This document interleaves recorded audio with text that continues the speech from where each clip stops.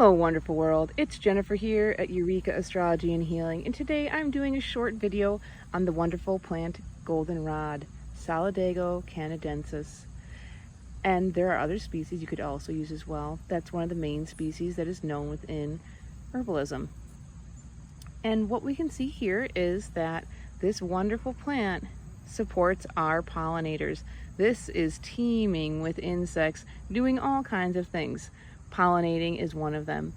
So one way you could support your pollinators is by, if you live in the northern hemisphere, especially in North America, it is native here, growing it in your yard, supporting your pollinators, supporting ecodiversity. Now, of course, it has so much more to offer, including its beauty and its mere presence, but it is also a traditional medicinal herb used throughout the ages. Oh, we're getting the wind going there. Just look how beautiful it is. So the first thing I think of where I live, especially now that it's fall, is that people think that goldenrod is the cause of fall allergies. And there is debate about this because actually goldenrod traditionally has been used to support and alleviate allergies. And that actually the true culprit is ragweed, because ragweed often does not have pollinators coming onto it because its flowers are green, and green is kind of a neutral color to much of the insect world, so they aren't called to that color. Whereas like yellow, I mean, you can see we've got a lot of insects on just this one flower head here, or I should say this one plant, as it is an aster, and there are many tiny flowers, so you can see that in there. And so that's one traditional use you could use it for, is especially fall allergies.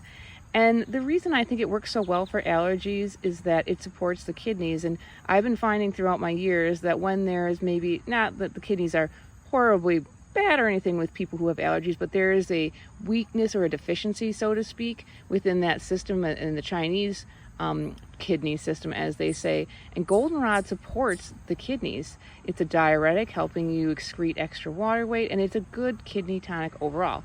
Of course, if you're going to take an herb, please check with your medical professional, as well as do your own research. This is not meant for treatment or diagnosis. As you can see, the bees are still loving it. Another way that goldenrod has been used is actually used as a dye plant, as well as an incense. There's one variety, I believe odorata, that actually mostly smell really sweet, and when you burn it, it smells really sweet. I do not believe this is that variety. The other use that I've heard, and I've not gotten to do it yet, is making it into a salve, and it's really great for healing wounds. And that makes complete sense, because if you feel the leaves, you can't see them a little bit here, they're super dry feeling, really scratchy, and that indicates to me it likes to pull things together. They call it astringent or a vulnerary. And if you make a salve or an ointment infused oil with it, it's really great for healing wounds. And I haven't tested it, but I have a firm belief that it will do a great job with that.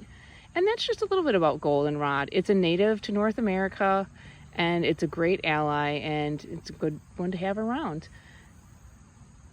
I'm Jennifer at Eureka Astrology and Healing. If you like what I'm doing, hit like, subscribe, check out my webpage. Ciao for now.